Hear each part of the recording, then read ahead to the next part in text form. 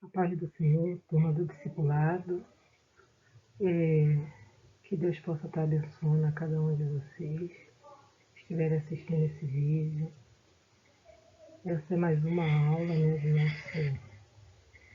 da nossa turma, do ano de 2020. E eu fiquei com um tema que diz o cristão e a modernidade. Então eu vou tentar, pela graça de Jesus, passar algum entendimento a respeito desse tema que é tão vasto, né, e também tão complexo. Que Deus possa estar nos abençoando. Vamos orar. Senhor, te agradeço. Agradeço a Ti por essa oportunidade. Agradeço a Ti, Senhor, pela Tua misericórdia. Nós aqui estamos, Senhor, para mais uma aula para aprender mais de Ti. Que eu possa, Senhor, me abençoar e abençoar cada pessoa, Pai, que está do lado, Senhor, desta telinha, Pai.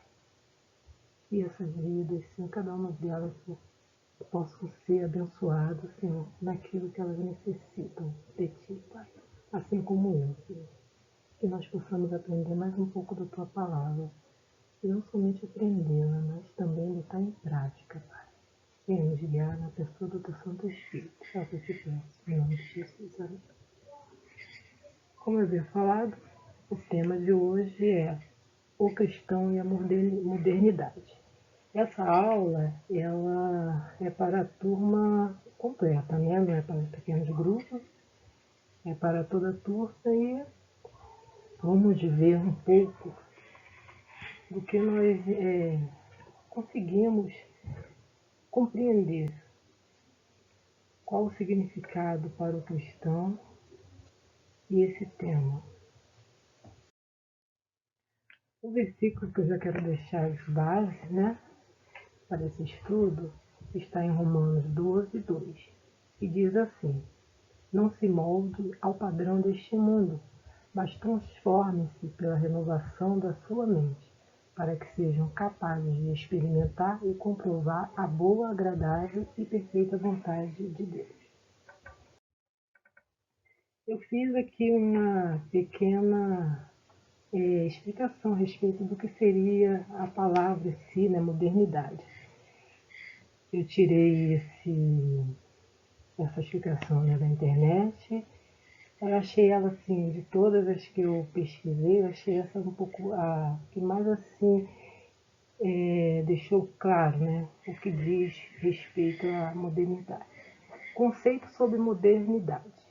Modernidade é algo que está inevitavelmente ligado a tudo aquilo que é recente e atual. É a expressão daquilo que é moderno. De um ponto de vista histórico, modernidade refere-se à história dos tempos modernos, desde o Renascimento até a atualidade. O termo modernidade designa, assim, não só uma época, como também a percepção da humanidade indissociável à nossa filosofia e cultura europeia, sendo o seu modernidade refere-se à Europa e à sua civilização e história, não só como espaço geográfico, mas como formato moral e espiritual. A modernidade surge no século XVI na Europa com o protestantismo e as grandes descobertas de ciências e culmina no século das luzes. No plano filosófico, culmina com o racionalismo e o positivismo.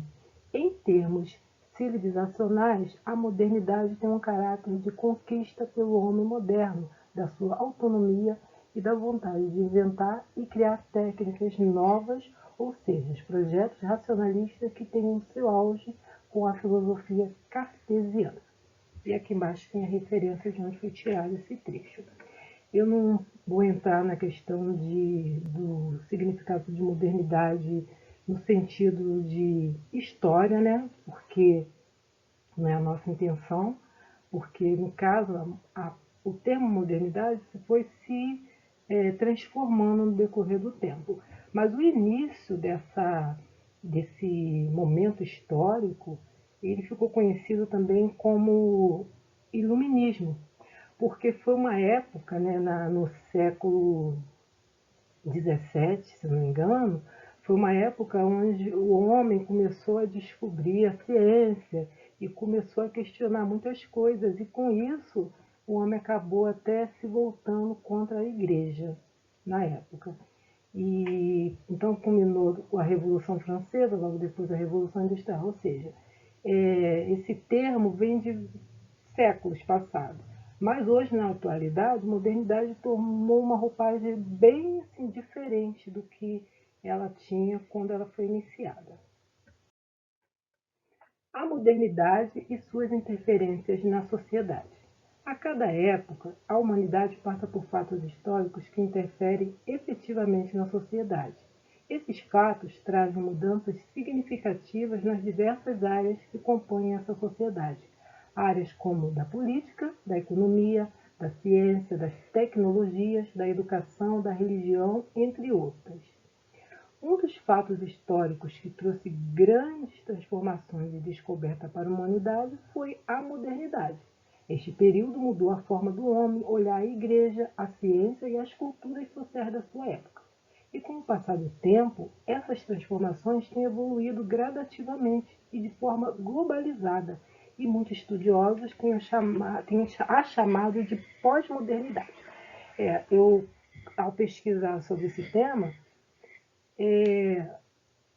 muitos estudiosos não falam mais, hoje em dia, modernidade, eles falam pós-modernidade, que também é associada à época contemporânea, que na verdade é o momento que nós vivemos, né? Então, alguns falam que estamos na pós-modernidade ou na era contemporânea. O surgimento da modernidade teve início com as questões filosóficas, que, ao levar a humanidade a refletir sobre sua existência e quais as interferências que esta existência poderia exercer no mundo, com o tempo, o termo modernidade passou a ser associado a transformações sociais e culturais, assim como também a descoberta e avanços nas ciências e tecnologia. Aqui, como eu falei, no passado, o termo modernidade não era tão associado à questão das invenções propriamente dita. A modernidade ela era ligada mais à questão filosófica, ao homem pensar qual era o papel dele na sociedade, qual era a função dele na sociedade e o que ele poderia fazer para interferir e mudar essa sociedade. Não estava muito ligado à questão de invenções materialista, mas era mais ligada à área filosófica, à área do pensamento, né? Já hoje em dia, o termo modernidade é ligado mais a invenções, a criações do que é moderno, do que é novo, do que vem de novo, né? Ligado mais à questão do materialismo. A modernidade, suas implicações e a igreja. Entendemos, sem dúvida, que evoluir em todas as áreas da esfera humana sempre será necessário. Acreditamos que o próprio Deus, Criador de tudo, fez o homem para evoluir e desenvolver suas potencialidades a cada dia. A prova disso está nas grandes descobertas feitas pelo homem, que trouxe à humanidade melhorias na qualidade de vida e que tem se perpetuado por séculos. Sendo assim, ele nos criou portadores de habilidades e dons. A gente pode ver, como diz essa afirmativa, está lá contida em Romanos, né, segundo Coríntios 3:5. Então, que devem ser usadas de forma sábia e correta para o bem da vida. Deixa eu ler para vocês aqui. Coríntios 3:5.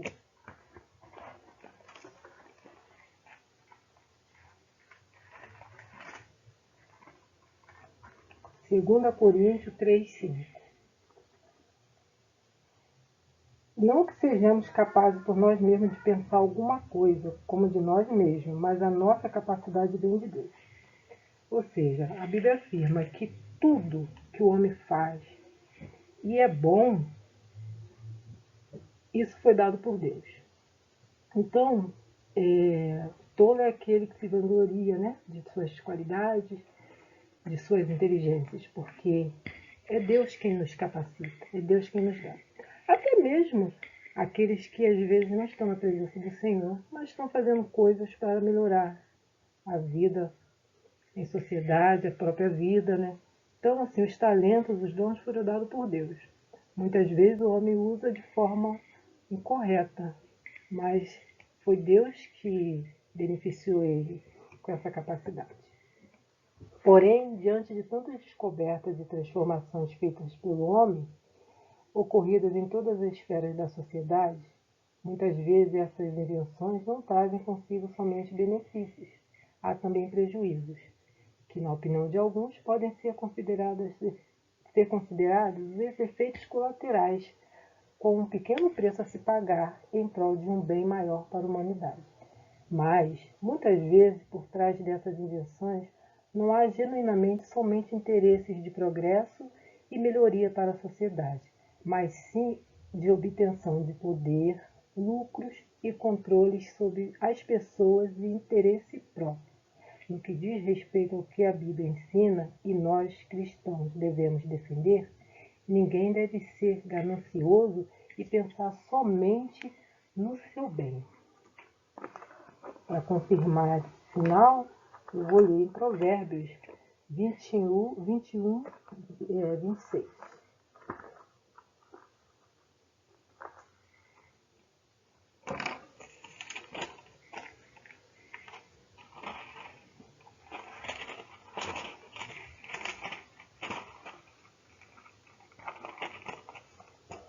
Provérbios 21, 26. Diz assim: Todo dia, avidamente, todo o dia, avidamente, cobiça, mas o justo dá e nada retém. O que esse trecho fala, né? Não só ele, mas eu peguei somente essa parte, fala que aquele que vive para benefício próprio, ele só quer reter. Já aquele que é justo e que conhece a palavra de Deus, ele não retém, ele divide, ele compartilha. Então a gente não deve ser ganancioso. Porém, infelizmente, a gente vive numa sociedade que hoje em dia é rotulada muito como uma sociedade, né, consumista, onde as pessoas só querem ter todo momento. A todo momento a gente vê, seja na área de tecnologia, seja na área da beleza, né, no caso das mulheres, de maquiagens, de roupas, calçados, as pessoas só querem estar sempre comprando, sempre adquirindo mais e mais e mais. É uma postura de, assim, de insatisfação tão grande que o homem tem carregado, que isso reflete na necessidade de ter bens materiais, ter bens perecíveis. E Deus ele se agrada disso, porque o desejo de Deus sempre foi que cada um de nós tivéssemos um espírito solidário, um espírito de dividir, de compartilhar. E cada vez mais, infelizmente, a gente tem visto um mundo egoísta, um mundo egocêntrico. O exemplo disso é no momento que a gente vive dessa pandemia, da questão da quarentena, e a postura que muitas pessoas têm tido, o desdém que elas têm feito com a vida do próximo, mostra esse egoísmo de, às vezes, não querer seguir as normas, as regras que agora têm surgido para poder conter essa pandemia, né? E as pessoas saírem protegidas, com máscara. Muitas não aceitam isso. Isso demonstra o quê? Um egoísmo. Um egoísmo, uma indiferença com a vida do outro, porque pela área da saúde se confirma que o uso da máscara é para a proteção da pessoa, mas principalmente do seu próximo. E a pessoa não tem essa consciência de proteger o outro. Só que ela age como tola, porque o momento que ela se coloca exposta, expõe o outro, no momento essa situação vai se voltar para ela, contra ela, porque imagina todo mundo contaminar. O que aconteceu? Muita gente perdeu a vida porque foi muitos contaminados ao mesmo tempo e nem todos puderam ter acesso à saúde, né? Para poder terem suas vidas, saúde estabelecida. Então, assim, o egoísmo, o egocentrismo tem imperado muito na nossa sociedade. As pessoas só pensam em si, só pensam em seu bem-estar. E Deus condena isso.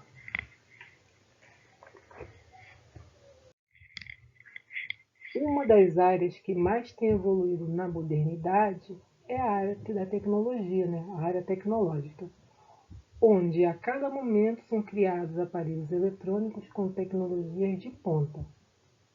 A telefonia é um bom exemplo disso. A cada tempo são criados telefones móveis com funções diversas. O celular, um pequeno aparelho que geralmente cabe na palma das mãos, nos possibilita vários recursos, como tirar fotos, agendar compromissos, mandar mensagens, fazer vídeos, ver horas, telefonar, entre outros.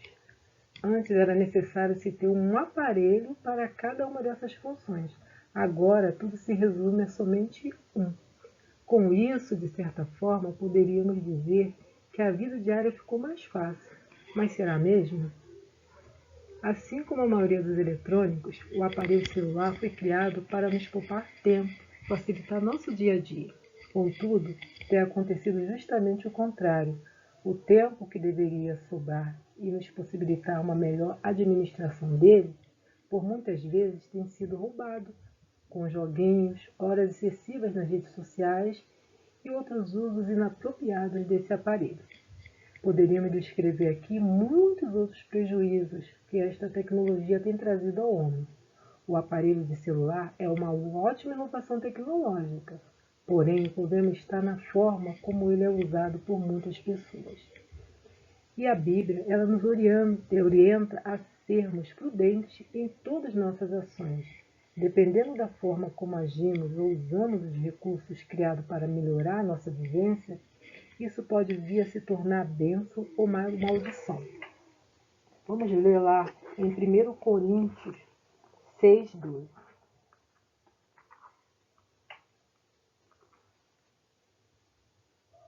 Diz assim: todas as coisas me são lícitas, mas nem todas as coisas me convêm.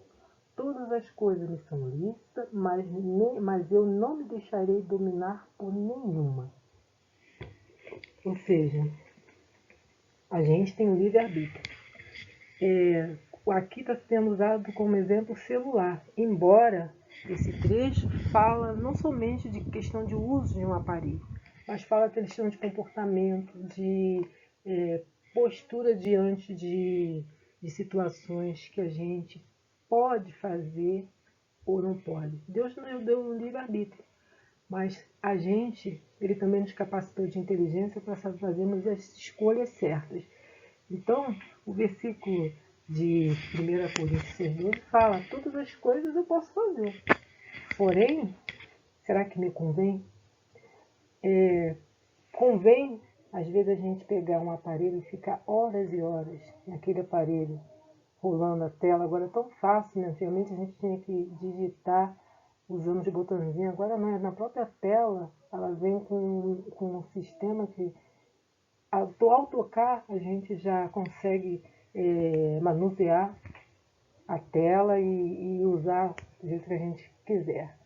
Então, assim, tudo é uma questão de limites. Nós temos que colocar limites nas nossas atitudes, temos postura diante de tudo aquilo que vem para nosso benefício, porque dependendo da forma como nós usamos, realmente pode ser uma bênção ou então maldição.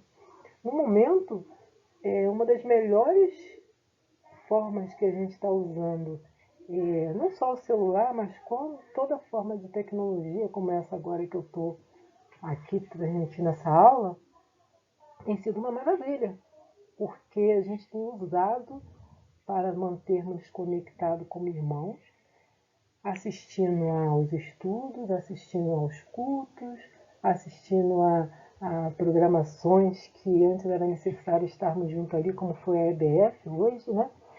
E foi tão bom, eu com meu filho na sala de casa, cantei, pulei, brinquei com ele. Tudo através da TV, tudo através das câmeras do celular, tiramos fotos, foi ótimo. Então, sim, foi um uso adequado, foi um uso consciente, foi um uso inteligente, mas muitas vezes não é sempre assim. Muitas vezes as pessoas têm ficado escravas, dominadas pelas tecnologias que têm surgido cada vez mais. Umas estão ficando viciadas, porque a cada momento saem novos celulares, com novos aplicativos, novos mecanismos, né, para ser usado nesse aparelho. E as pessoas, às vezes, com 6 meses, já compram outro celular. Às vezes se endividam para poder ter um aparelho de última geração, que daqui a 6 meses ou um ano, no máximo, já vai estar sendo considerado como ultrapassado. Aí entra a consciência, entra a inteligência do homem. Será que eu preciso mesmo de ter um aparelho de última geração? Será que eu preciso todo ano trocar de aparelho? Só celular, mas TV, tantas outras tecnologias que têm sido criadas. Então, assim, a sociedade tem se tornado de uma forma assim, consumista, de um consumo tão exacerbado que tem atingido toda a sociedade, tem sido levantado muito a questão do cuidado com o meio ambiente, a forma como esses aparelhos são descartados e o excesso de lixo que esses aparelhos, né, que as peças desses aparelhos acabam criando. Como? Como fazer para a gente ter o controle de tudo isso? Examinando a palavra do Senhor e entendendo que muita gente às vezes usa assim, eu trabalho, eu posso comprar. Sim, mas precisa. E você está fazendo isso, você está fazendo, está sendo consciente? Ou você está simplesmente se levando pela massa? Está sendo controlado por uma mídia, por uma sociedade que induz muitas vezes a gente a adquirir aquilo que a gente não precisa no momento. Muitas vezes as pessoas, tem pessoas agora que são sensíveis à palavra promoção. Falou que tem promoção, as pessoas estão indo comprar e muitas vezes nem precisam.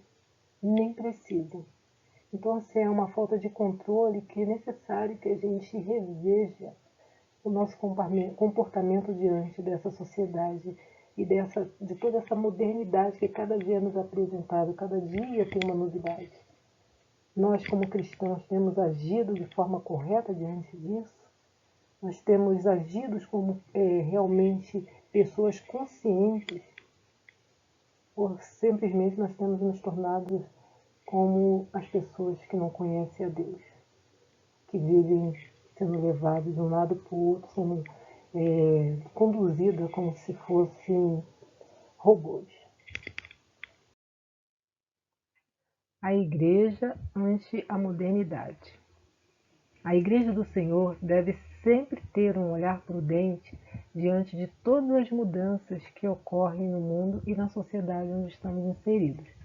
Devemos ter consciência de que haverá transformações inevitáveis e necessárias na vida do ser humano, pois isso é natural, de acordo com as necessidades que vão surgir. Porém, devemos ser vigilantes e buscar sabedoria e discernimento em Deus, através da sua palavra, para que a igreja saiba combater mudanças na sociedade que são contrárias aos preceitos estabelecidos por Deus, criados para proteger o homem do pecado e de suas consequências, principalmente quando se percebe uma intenção de relativizar tudo, com o discurso de que o importante é que tais transformações vai trazer benefícios para todos.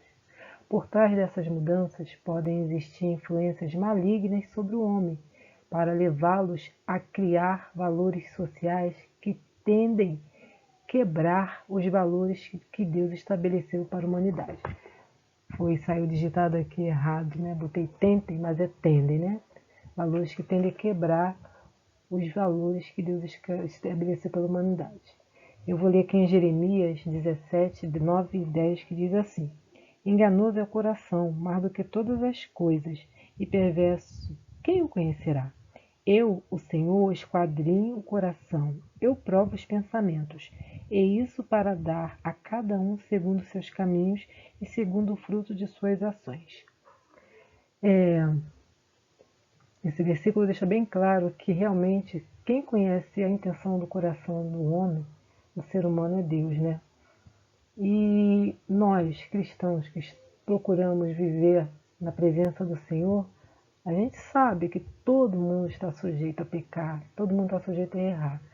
Mas o homem, aquele que vive longe dos caminhos do Senhor, é mais sujeito a isso, porque ele não vive debaixo do temor do Senhor. Ele não tem conhecimento da palavra do Senhor e nem tem o desejo de viver centrado na vontade de Deus.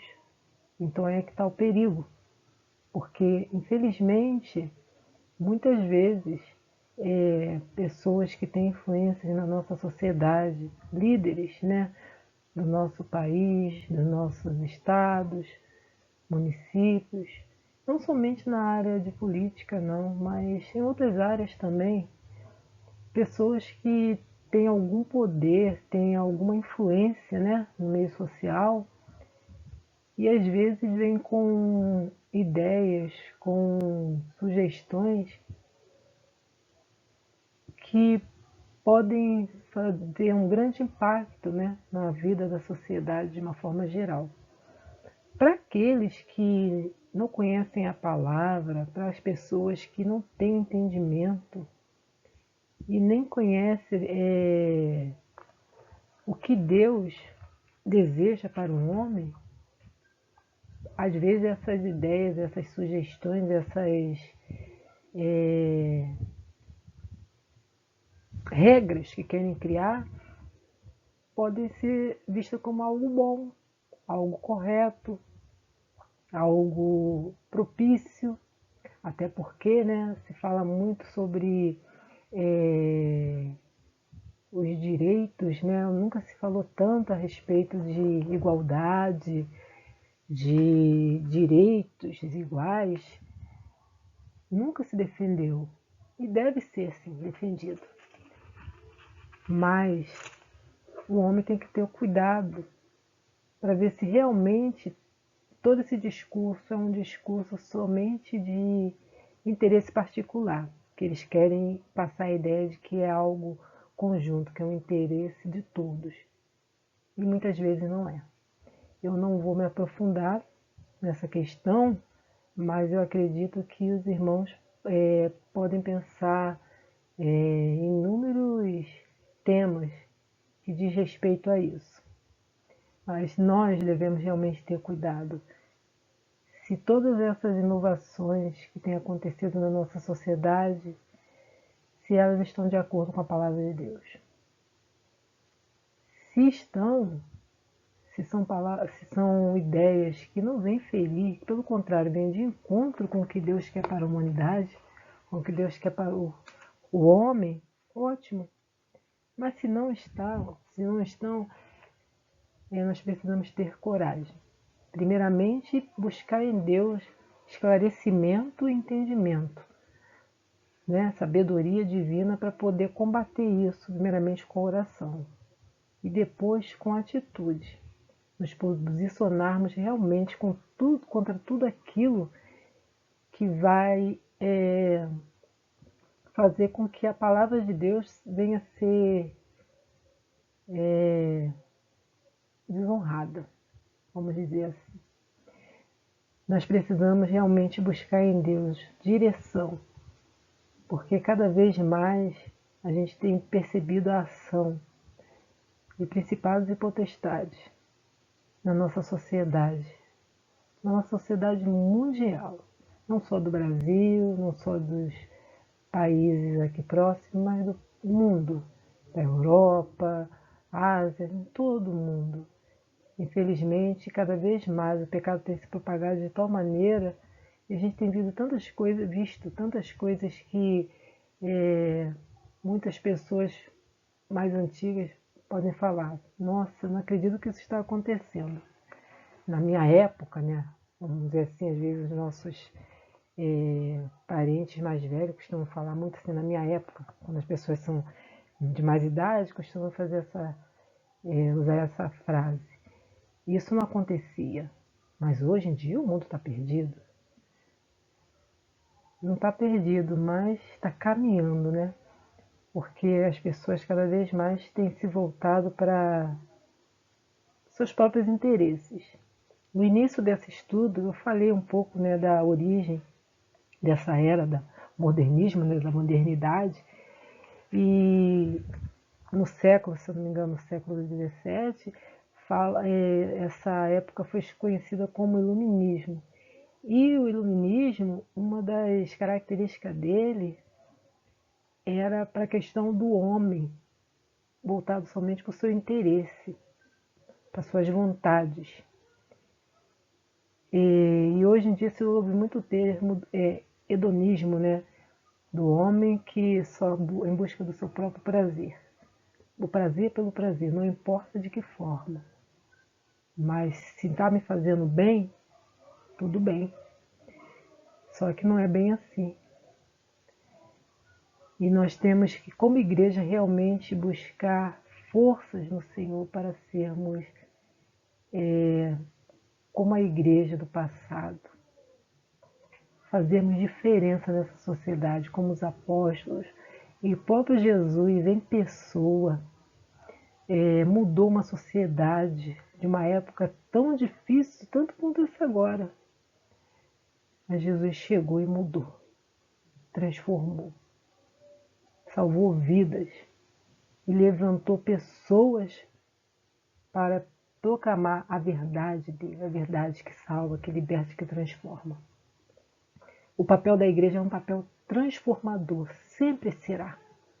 E não importa quantas invenções, quantas transformações, seja ela na área da cultura, da educação, da saúde, da medicina, das tecnologias, possam vir com uma roupagem de melhorar a sociedade, de melhorar a vida do homem, de trazer mais vida, né? Mais longevidade para o homem.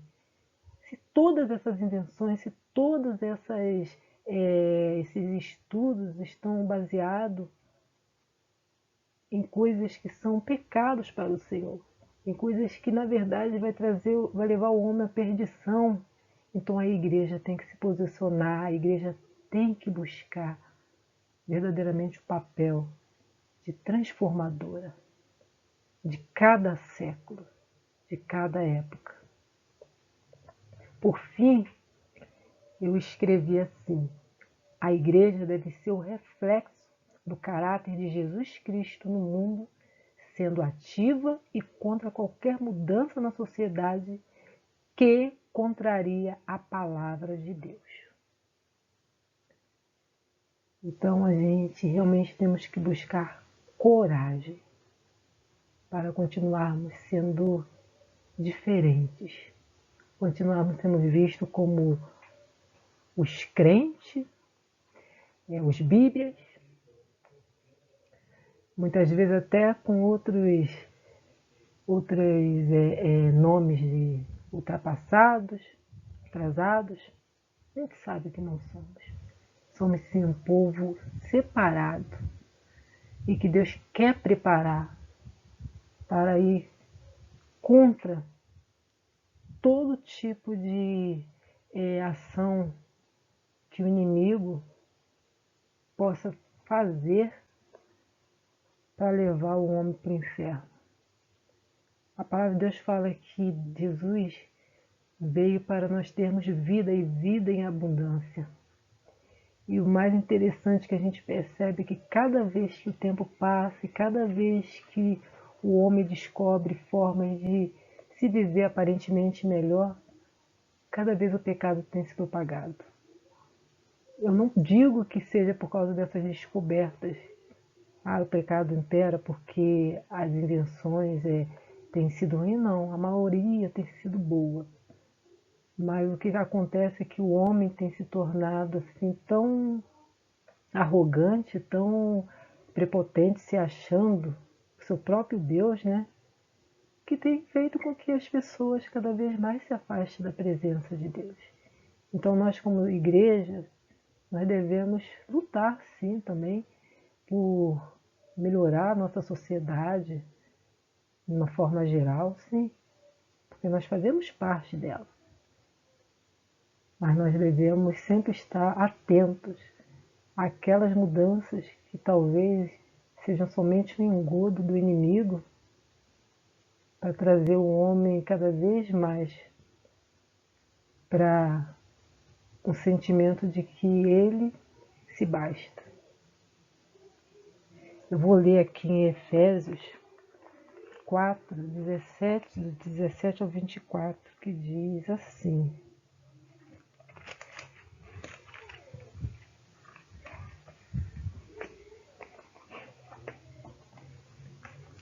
E digo isto e testifico no Senhor, para que não andeis mais como andam também os outros gentios, na vaidade do seu sentido, entenebrecidos no entendimento, separados da vida de Deus, pela ignorância que há neles, pela dureza do seu coração, os quais, havendo perdido todo o sentimento, se entregaram à dissolução, para com avidez cometerem toda impureza. Mas vós não aprendeste assim a Cristo, se é que o tendes ouvido e nele foste ensinados, como está a verdade em Jesus, que quanto ao trato passado vos despojeis do velho homem, que se corrompe pelas concupiscências do engano, e vos renoveis no espírito do vosso sentido, e vos revistais do novo homem, que segundo Deus é criado em verdadeira justiça e santidade. Então esse trecho deixa bem claro, né, que nós devemos largar todo sentimento de autossuficiência e nos voltarmos verdadeiramente para o Senhor. Porque se a gente não tiver uma vida de santidade, uma vida realmente separada, no sentido de viver a palavra do Senhor a cada dia e mostrarmos isso com nossas atitudes, com o nosso comportamento para aqueles que não conhecem a verdade do Senhor, a gente não vai conseguir prevalecer. A igreja não vai prevalecer. Mas a gente sabe que a igreja vai prevalecer. Ainda que uns voltem atrás, ainda que uns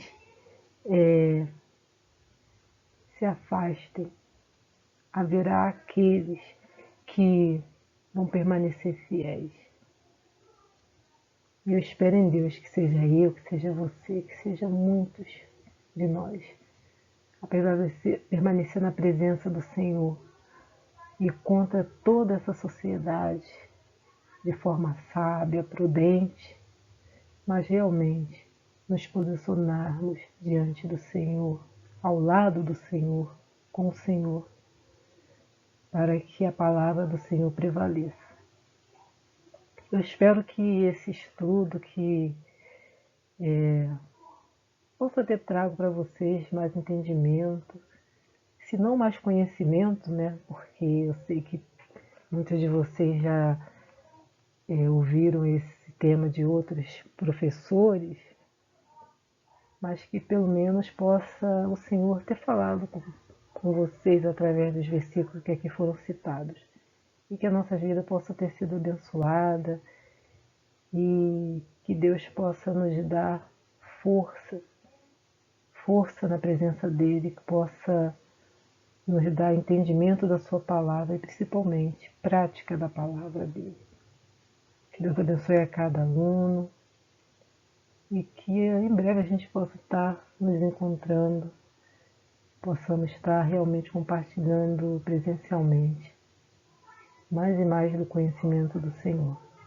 Eu agradeço a Deus muito por essa oportunidade e me desculpe às vezes por algumas digitações, pelo nervosismo. Que vocês possam ter um bom fim de semana em nome de Jesus. Senhor, eu te agradeço e rogo que o Senhor possa, pela tua graça e misericórdia, continuar, Senhor, nos fortalecendo na tua presença, renovando nossas forças e fazendo realmente de nós sal e luz nessa terra. No nome de Jesus. Amém.